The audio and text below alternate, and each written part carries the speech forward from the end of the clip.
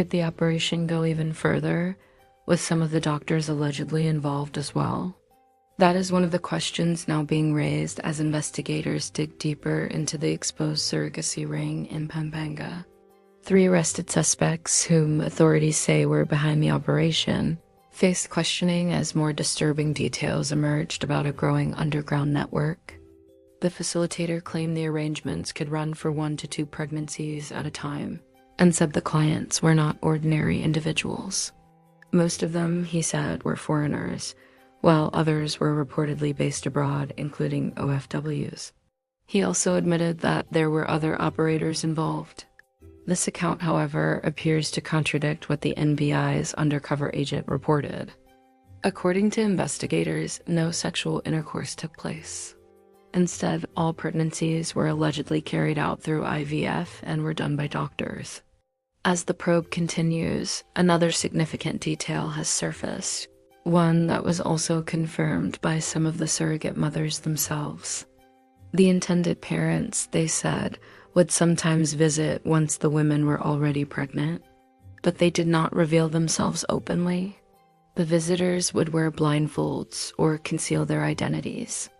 They would simply approach, place a hand on the surrogate's belly, and ask how she was. The facilitator said the visits usually involved only 2 people inside the house, and only when there was a scheduled visit. While surrogates were promised 400,000 pesos, the overall transaction reportedly reached millions of pesos for every pregnancy. Later, the facilitator said the payment increased, with some women reportedly receiving only 350,000 pesos, while the total package became much larger.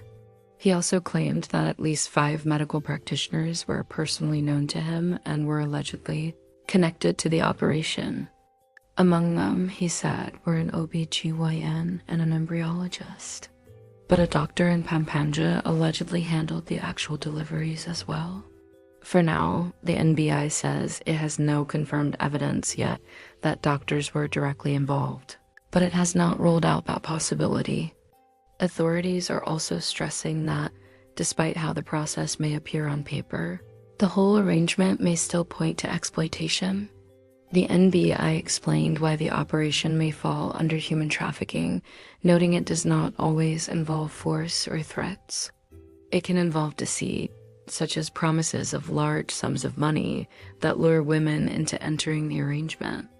Investigators said the women were recruited, promised financial rewards, and eventually ended up in a commercialized system. Meanwhile, the women and their children were reportedly provided with material support and guided through psychosocial interventions. House parents were also said to be helping manage services and support the surrogates as they process their personal experiences.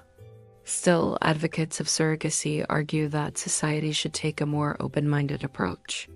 They say there is a real and urgent need for surrogacy, especially for couples who cannot have children. For them, surrogacy should not automatically be treated as a crime, especially if it is consensual. They argue that some cases are altruistic, where the woman offers her body out of compassion or a sense of purpose. Some surrogate mothers themselves say the arrangement gives them a sense of fulfillment. They say they are able to help build a family while also supporting their own households through the financial help. But the NBI maintains that without a law legalizing surrogacy, law enforcement has the duty to protect everyone involved. The agency warned that under Philippine law, people cannot be treated as commodities or products of trade. Advocacy network members say they are ready to oppose moves to make surrogacy illegal, insisting it is a matter of rights. For them, the real issue is not just surrogacy itself, but the risk of exploitation. As for Elsa, who is now caring for the child, she said she has fully accepted her role as the child's mother. She made it clear that she will not abandon the baby. "I am the mother," she said in essence. "I carried the child. I suffered through the pregnancy. I became attached. I consider the baby mine now." She added that the child now bears her surname, and because of that, she has embraced the baby completely.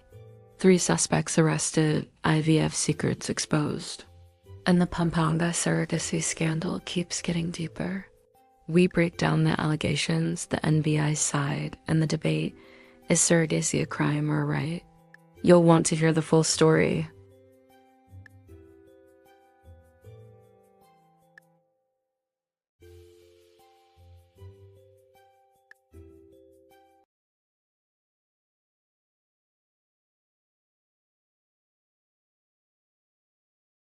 If you found this breakdown informative, don't forget to like, comment, and hit subscribe for more sports, news, and trending stories straight to your feed.